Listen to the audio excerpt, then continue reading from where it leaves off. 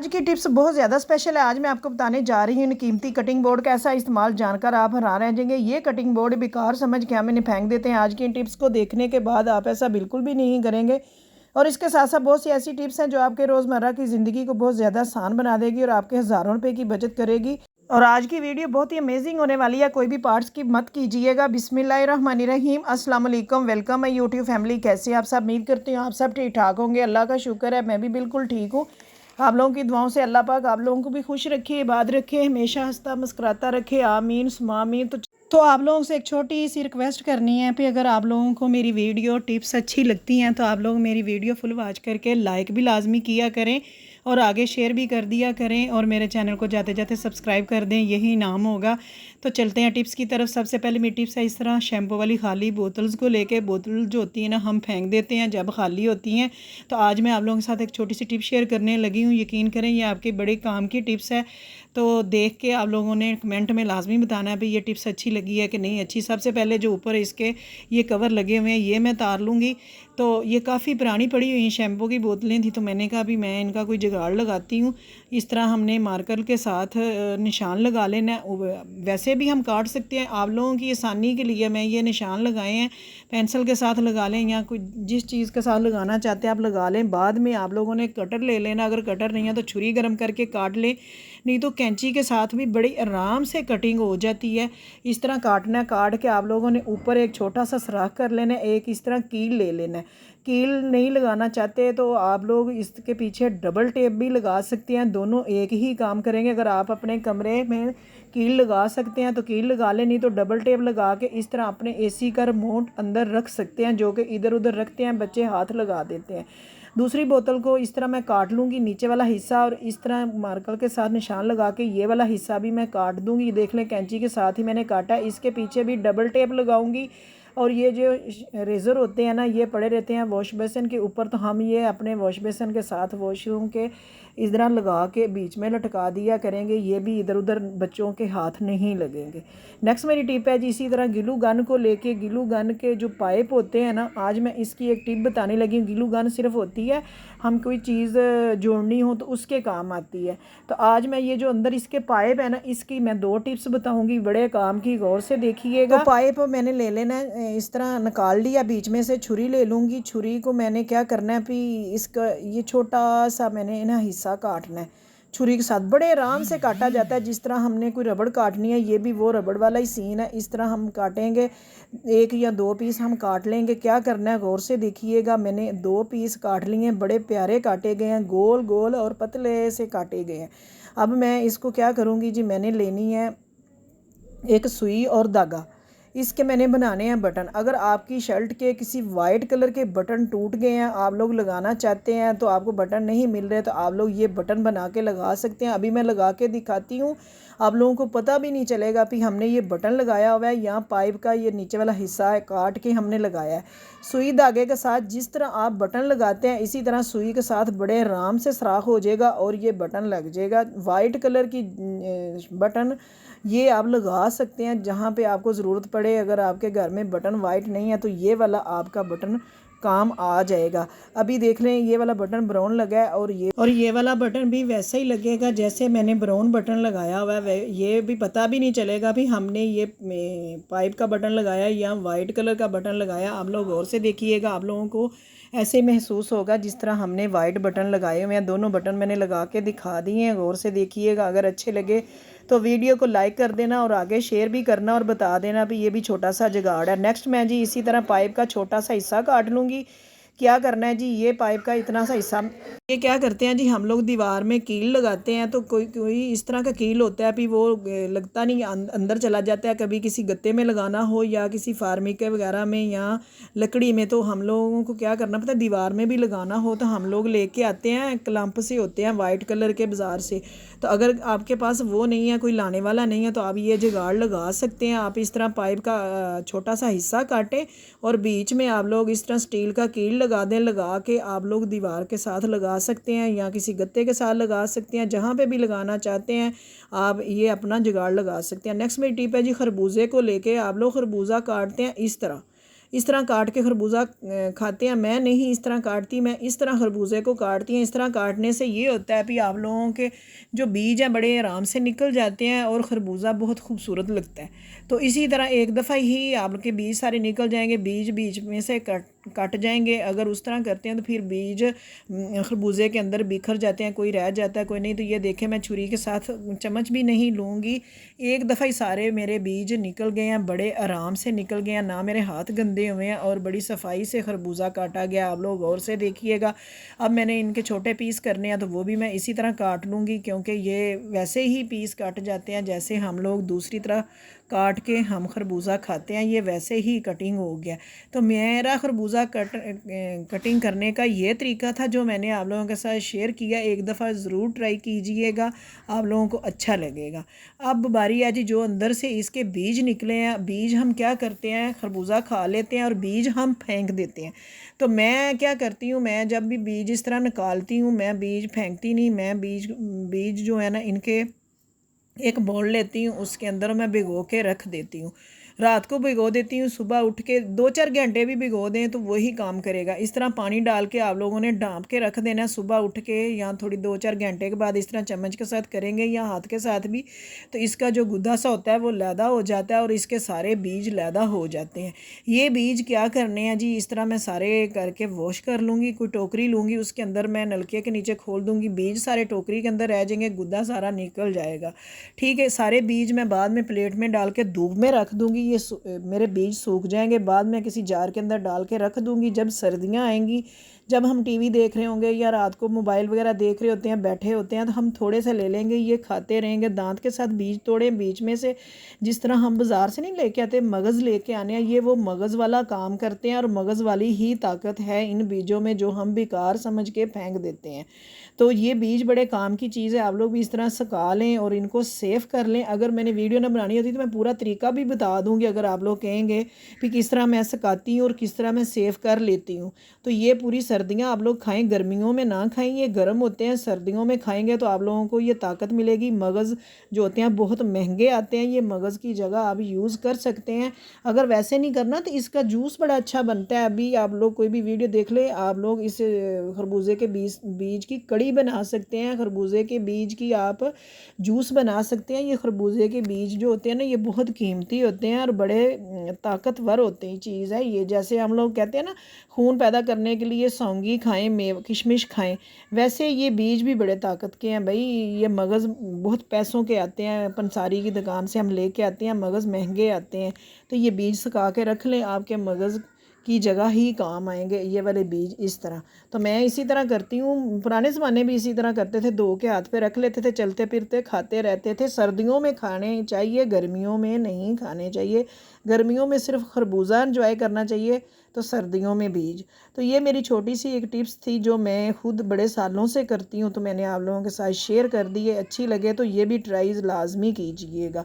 Next मेरी tip है जी, fridge से हम आटा निकालते हैं रोटी बनाने के लिए, तो ये हाल हो जाता है जब ढक्कन आगे पीछे हो जाए या इसके अंदर हवा चली जाए, फ्रिज की ठंडक चली जाए, तो ये आटे की हालत हो जाती है, जबकि रोटी पराठा मज़े का नहीं बनता, काला काला बनता है। तो इसी तरह अगर आपका आटा हो जाता है तो आप लोगों ने खूबसूरत पराठा बनाना है या रोटी बनानी है, तो आप लोग एक छोटा सा काम कर लीजिएगा। आप लोगों ने क्या करना है, इस तरह आपका आटा हुआ सख्त हो गया या ऊपर इस तरह के सीकड़ से आए हुए हैं, ये वैसे इसीलिए होता है भी आप लोग अच्छी तरह ढाँप के नहीं रखते। कोशिश ये किया करें भी आपके पास प्लास्टिक शीट है तो उसके साथ कवर करके रख दिया करें ताकि अंदर हवा ना जाए, चाहे गर्मी हो चाहे सर्दी हो। तो अगर इस तरह आटा हो गया तो दोबारा परात ले लें, परात में आटा सारा निकाल के आप लोग थोड़ा सा पानी लें, हाथ को लगाएं और 2 से 3 दफ़ा इस तरह आटे को गूँध लें और आपका आटा वैसे ही ताज़ा हो जाएगा जैसे आप लोग गूंद के ताज़ा रखते हैं। कई लोग तो जब रोटी बनानी हो तब भी आटा गूंदते हैं। तो हमारे जैसे जो होते हैं ना, वो ये कहते हैं कि चले 2 टाइम का तो बंदा गूंद के रख लें, 2 टाइम की बजाय सुबह दोपहर शाम भी हो जाता है। तो इस तरह फिर आटे के अंदर हवा चली जाए तो आटा हो जाता है। तो मैं फिर इस तरह करती हूँ, पास मैंने चूल्हा जला लिया, पास मैंने आटा देख लें फिर ताज़ा कर लिया। माशाल्लाह है ना, मज़े की टिप्स, सही ज़रूर बताइएगा।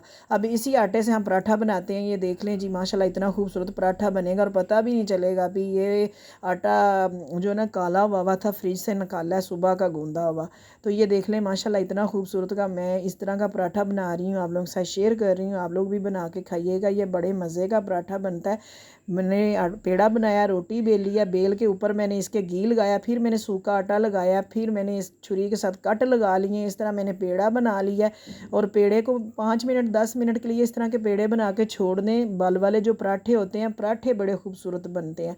और इतने बड़े बड़े पराठे नहीं बनाते, क्योंकि जितना बड़ा पराठा बनाते हैं उतने बल कम हो जाते हैं। जितना छोटा पराठा बनाएंगे उतने ही बलों वाला ये पराठा बनेगा। और ये देख लें आपके सामने ही माशाल्लाह कितना खूबसूरत पराठा बन रहा है। और अभी पूरा नहीं बना, ये देख लें माशाल्लाह, है ना। चाय के साथ खाएं, आजकल अचार के साथ खाएं, मज़ेदार पराठा। नेक्स्ट मेरी टिप है जी, आपके घर में इस तरह शॉपर आते हैं और शॉपर आप लोग फेंक देते हैं, कभी ज़रूरत एक आधे की पड़े तो फिर मिलता नहीं। तो मैं क्या करती हूँ, मैं जब शॉपर इस तरह आते हैं 2-4 इकट्ठे करके इस तरह मैं सीधे कर लेती हूँ। सीधे करके मैंने और भी काफ़ी तरीके बताए हुए हैं, पर ये भी तरीका मेरे जहन में है, मैं करती हूँ। इस तरह सीधे कर लेते हैं, ये ऐसे ही होता है जैसे शॉपर न्यू हो जाते हैं। जो ज़्यादा अच्छे शॉपर होते हैं फिर मैं ये कर लेती हूँ। इस तरह पकड़ के इसके नीचे ना फालतू शॉपर होता है, तो एक आप लोग सेफ्टी पिन ले लें। सेफ्टी पिन ये जो फालतू शॉपर है ना, इसके साथ लगा दें। शॉपर के अंदर सुराख नहीं होगा, नीचे एक जैसे कपड़े के अंदर सिलाई लगाए ना, तो अंदर वाली साइड पे कपड़ा होता है ना, इसी तरह नीचे शॉपर के भी थोड़ा सा शॉपर होता है, लगा के किसी कील के साथ लटका दें। जब ज़रूरत पड़े तो आप लोग इस तरह शॉपर पकड़ें, खींचें, तो एक जितने एक शॉपर पकड़ेंगे तो एक ही आएगा, 2 पकड़ेंगे 2, आराम से अपना शॉपर तोड़ लें और आपका शॉपर माशाल्लाह इस तरह ही रहेगा जैसे न्यू लें, और आपके काम भी आ जाएगा। और एक सेफ्टी पिन से आप लोग अपने शॉपर बचा के रख सकते हैं। नेक्स्ट मेरी टिप है, जिस तरह वाइप्स के ढक्कनों को लेके, वाइप्स के ढक्कन हम फेंक देते हैं, तो ना फेंका करें। मैं वही काम बताती हूँ, जो बेकार चीज़ें होती हैं उनको इस्तेमाल करने का तरीका बताती हूँ। वाइप्स के ढक्कन के अंदर आप लोग इस तरह छोटी छोटी अपनी पोनियाँ, अपनी रबड़ बैंड जो होते हैं ना अपने बच्चों के, वो रख के अपने बैग में रख लेते हैं। जैसे कि आजकल छुट्टियाँ आप लोगों ने जाना है अपने बच्चों को लेके, तो पोनियाँ वगैरह शॉपरों में डाल के रखते हैं। तो ये वाइप्स के ढक्कन रखें, इसके अंदर छोटी छोटी पोनियाँ बच्चों की रबड़ वगैरह डाल के अपने बैग में रख लें, जगह भी बहुत कम लेगी और सेफ भी रहेंगे। इसी तरह जो मेरी बहनें, मेरे भाई, मेरी बच्चियाँ जो जाती हैं यूनिवर्सिटी, कॉलेज, ऑफिस, तो वो कॉटन बड्स की उनको ज़रूरत पड़ती है, कभी कभार पड़ जाती है भाई। तो आप लोग वाइप्स के ढक्कन में कॉटन बड्स डाल के अपने बैग में डाल सकते हैं, क्योंकि ये भी आपकी चीज़ें सेफ़ रहेंगी। जब ज़रूरत पड़े, चाहे 6 महीने बाद पड़े, तो एक कॉटन बड्स निकाल के यूज़ कर सकते हैं। इसी तरह अगर कॉटन बड्स नहीं रखना चाहते, कई लोग कहते हैं भाई हमें कॉटन बड्स की ज़रूरत नहीं पड़ती, तो टूथपिक की तो लाजमी पड़ती है, मुझे पड़ती है। जब भी कहीं मेहमान जाएं, खाना खाएं, दांत में कुछ ना कुछ फंस जाता है, फिर मैं किसी से टूथपिक मांगूँ ना, तो मैं धागा ले लेती हूँ नलकी का, उससे बड़ा आराम आ जाता है। तो ये आप लोग टूथपिक रख सकते हैं इसमें।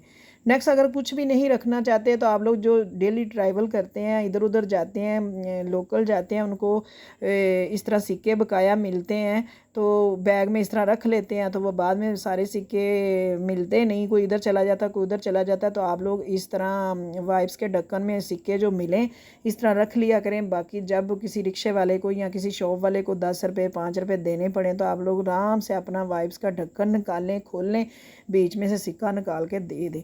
नेक्स्ट मेरी टिप है जी, इसी तरह जूसर मशीन को लेकर। जूसर मशीन हम डेली यूज़ करते हैं, गर्मी हो सर्दी हो, जूस बनाते हैं, अदरक लहसुन की पेस्ट बनाते हैं, चटनी बनाते हैं, जो भी करना हो करते हैं।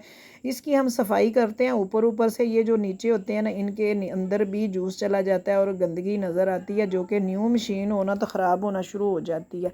तो और इसकी चमक भी ख़त्म होना चाहती है, जो इस वाइट वाइट होती है ना, ये पीली पीली नज़र आना शुरू हो जाती है। आज मैं बताऊँगी कि अगर आपकी भी इस तरह मशीन ज़्यादा वाइट नहीं रही, पीला पीला आना शुरू होगी, तो आप लोगों ने विनेगर ले लेना। बीच में आप लोग जो भी पेस्ट यूज़ करते हैं वो डाल दें, 1 चम्मच के बराबर डाल देना। बाद में 1 चम्मच मीठा सोडा डाल देना। तीनों चीज़ें आप लोगों ने डाल ली, फिर में आप इस तरह कुछ साफ़ दांतों वाला ब्रश किचन में रखा होता है, जो वो ले लें, इसके साथ अच्छी तरह मिक्स करके आप लोग मशीन तब साफ़ करें जब आप लोगों ने यूज़ नहीं करनी। तभी देखना ये मशीन कितनी साफ़ हो जाएगी, माशाल्लाह वाइट हो जाएगी। तो कोई कपड़ा ले लें, इस तरह लेके आप लोगों ने इस जो मैंने सॉल्यूशन बनाया है, इसके साथ आप लोगों ने अपनी मशीन साफ़ करनी अच्छी तरीके से। इसको लगा देनी, लगा के 10 से 15 मिनट के लिए छोड़ देना, इसका पीलापन ख़त्म हो जाएगा। ऊपर करें नीचे करें, इस तरह लगा दें। तो इस तरह लगाने से ये होता है इसकी चमक वापस आ जाती है, जो इनके अंदर मैल कुचैल फंसी होती है जूस अंदर चला जाता है, पता नहीं कैसे चला जाता है। बाहर से तो हमें लगता है जी हमने मशीन साफ़ कर ली है, पर कभी हमने मशीन सही करवानी हो ना तो वो खोलें तो मशीन यकीन करें अंदर से देख के इतनी शर्मिंदगी होती है। अभी मशीन अंदर से इतनी गंदी है तो समझ नहीं आती भी कैसे साफ अंदर इसके जूस चला जाता है, और इतनी अंदर से गंदी मशीन होती है। तो मैं अगर साथ जाऊँ ना मशीन बनवाने, कभी कभार मेरी एक दूसरी मशीन है वो आए दिन ख़राब होती है, ये तो मेरी न्यू वाली मशीन है, तो वो खोलते हैं तो मुझे बड़ी शर्म आती है। तो मैं फिर एक दफ़ा कह दिया भाई बाहर से हम कर लेते हैं, खोल के कैसे करें? कहते नहीं भाजी आप खोलना भी ना, नहीं तो ये ज़्यादा ख़राब हो जाएगी। तो इस तरह हमने क्या करना है जी, बाहर से हमने अच्छी तरह इसको लगा दिया सारा, और बुरश ले लिया। 5 मिनट भी नहीं मैंने छोड़ा, क्योंकि मैंने वीडियो बनानी है, वही हमारा मसला होता है। तो मैं बुरश के साथ साफ़ कर लूँगी, जो इसकी लाइनें वगैरह हैं उसके अंदर अगर जूस फंसा है तो वो निकाल के ये बुरश निकाल देगा। इस तरह आप लोग बुरश के साथ सफाई कर लें, आपकी जूसर मशीन माशाल्लाह न्यू हो जाएगी और अच्छी भी लगेगी। ये बहुत महंगी चीज़ें आती हैं। अभी यहाँ पे देखिएगा, ये नीचे वाला हिस्सा है, ये देखें मैंने वो लगाया है, तो बाद में बुरश मारा है तो ये देखें पिंक पिंक कलर का जूस निकल रहा है, पता नहीं कहाँ से निकल रहा है। काफ़ी दिनों का जूस बनाया हुआ है तो काफ़ी अंदर है ना। बाद में हमने जी साफ़ पानी ले लेना, पानी कपड़ा गीला कर लेना है, और कपड़े को पहले हमने इसी कपड़े के साथ लगाया, इसको बाद में धो लिया, धो के फिर इसी कपड़े को अच्छी तरह पानी वाले कपड़े से हमने साफ़ करना है, ताकि जो हमने सॉल्यूशन लगाया वो अच्छी तरह उतर जाए और मशीन हमारी साफ़ हो जाए। देख लें आपके सामने ही इसकी चमक वापस आ गई है माशाल्लाह। तो इस तरह आप भी अपनी मशीन चाहे पुरानी है चाहे न्यू है साफ़ कर सकते हैं। बाद में सूखा हुआ टिशू ले लें, उसके साथ साफ़ कर लें अच्छी तरह। इस तरह आप लोग महीने में हफ्ते में एक दफ़ा ज़रूर किया करें, ताकि चीज़ फिर लॉन्ग टाइम चलती है और साफ़ भी रहती है माशाल्लाह। देख ले चारों तरफ से साफ़ हो गई है। बहुत आसान तरीका बताया, हर चीज़ हमारे किचन में मौजूद रहती है। तो मैं आप लोगों के साथ वही टिप शेयर करती हूँ जो आप लोगों के काम की और आसान हो। अब जी कटिंग बोर्ड की बारी आ गई है। अगर मशीन गंदी हो जाती है तो कटिंग बोर्ड का भी यही हाल हो जाता है। ये कैमरे में कम गंदा लग रहा है, ये बहुत ब्राउन ब्राउन हुआ है। ये देखें बच्चे करते हैं इस पे कटिंग। मैं काफ़ी दिनों की किचन में नहीं आई थी, तो आज मैंने सोचा भी इसको साफ़ करते हैं, और बेकार करके फेंकने की बजाय इसी को साफ़ करते हैं। जितनी भी आप कटिंग बोर्ड पे सब्ज़ी काटते हैं, क्योंकि ग्रीन कलर की होती है ना, उसके दाग लग जाते हैं, पीले पीले भी हरे हरे भी, तो ये कटिंग बोर्ड जो वाइट कलर का होता है ना, ये बहुत गंदा हो जाता है। तो आप लोगों ने क्या करना है, इसके ऊपर मीठा सोडा डाल देना है, कुछ 2-3 चम्मच डाल दें। मीठा सोडा कोई इतनी महंगी चीज़ नहीं है, सस्ती चीज़ ही है। तो इसको मीठे सोडे को अच्छी तरह फैला देना है। फैला के आप लोगों ने ऊपर डालना है जी वाइट सिरका, यानी कि विनीगर। हर घर में होता है आजकल, तो ज़रूर होगा, क्योंकि लोग गोश्त को लगाते हैं इसकी स्मेल ख़त्म करने के लिए।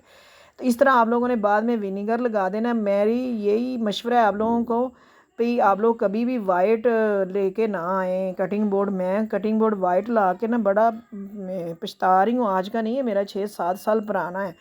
तो वो जो लकड़ी जैसा होता है ना, वो लेके आएँ। यहाँ आजकल तो इतने कलरफुल लाए हुए हैं माशाल्लाह। तो फिर भी चलें, वाइट है तो हम इसको फेंकेंगे नहीं, और इसको साफ़ करेंगे और आपके सामने ही करेंगे। हमने जी अच्छी तरह सिरका लगा दिया है, मीठे सोडे के अंदर मिक्स कर दिया अच्छी तरह। इसको हम 10 मिनट के लिए छोड़ देंगे, डिश वॉश थोड़ा सा डाल के। ये जी मेरा डिश वॉश है, तो ये ऊपर डालेंगे थोड़ा सा। अगर डिश वॉश आपके पास नहीं तो आप कोई भी सर्फ़ भी डाल सकते हैं।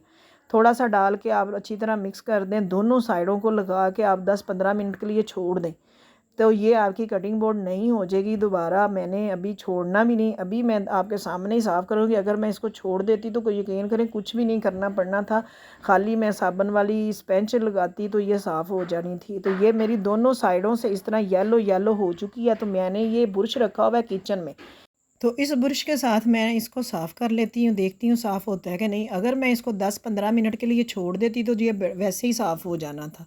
तो मैं अब इसके साथ साफ़ करूँगी, क्योंकि ये ब्रश मैंने इन्हीं कामों के लिए रखा हुआ है, चाबियाँ वगैरह धोने के लिए, रुमाल वगैरह धोने के लिए, और ये चीज़ें जो होती हैं ना, इनको इस ब्रश के साथ साफ़ करने के लिए। अगर आपका ब्रश नहीं है, ब्रश के साथ इतने मतलब तेज़ उसके तेज़ धार के धंधे वगैरह नहीं है, बुरश आपका बहुत पुराना है, न्यू बुरश नहीं है, तो आप लोग क्या करें, इस तरह स्टील वूल की कूची ले लें, बुरश के ऊपर चढ़ा लें हाथ को। ये ज़रा लगती है लोहे की है ना, तो फिर ज़ोर से लगानी होती है। तो जो लोग हाथ के साथ नहीं काम करना चाहते, इस तरह बुरश ले लें, बुरश के ऊपर इस तरह ये वाली कूची बर्तन धोने वाले चढ़ा दें और उसके साथ आप राम राम से इसके साथ करना। ये देखें राम राम से मैं कर रही हूँ, इतना पीलापन हुआ था क्योंकि ये 2 महीने से मैंने इस्तेमाल नहीं किया, बच्चों वगैरह ने किया, तो ये पीला हो गया था। तब कह रहे थे मामा हमें नया ला दें, ये अच्छा नहीं लगता। सब्ज़ी काट रहे होते हैं तो इसके निशान लग गए, हम तो डेली धोते हैं। मैंने कहा दे, मैं आप लोगों को साफ़ करके देती हूँ, साफ़ करके देती हूँ और अपने बहन भाइयों को भी बताती हूँ कि अगर आपका भी कटिंग बोर्ड इस तरह पीला हो जाए तो आप घर में साफ़ किस तरह कर सकते हैं। थोड़ी सी मेहनत लगती है, 5 मिनट भी नहीं लगते और आपका कटिंग बोर्ड नया हो जाएगा। ये देखें एक साइड से मैंने कर लिया, इसी तरह मैं दूसरी साइड से भी करूँगी क्योंकि दोनों साइडें यूज़ होती हैं। धो के रखा हो तो जौन सी मर्ज़ी नीचे कर लेते हैं, जौन सी मर्ज़ी ऊपर कर लेते हैं।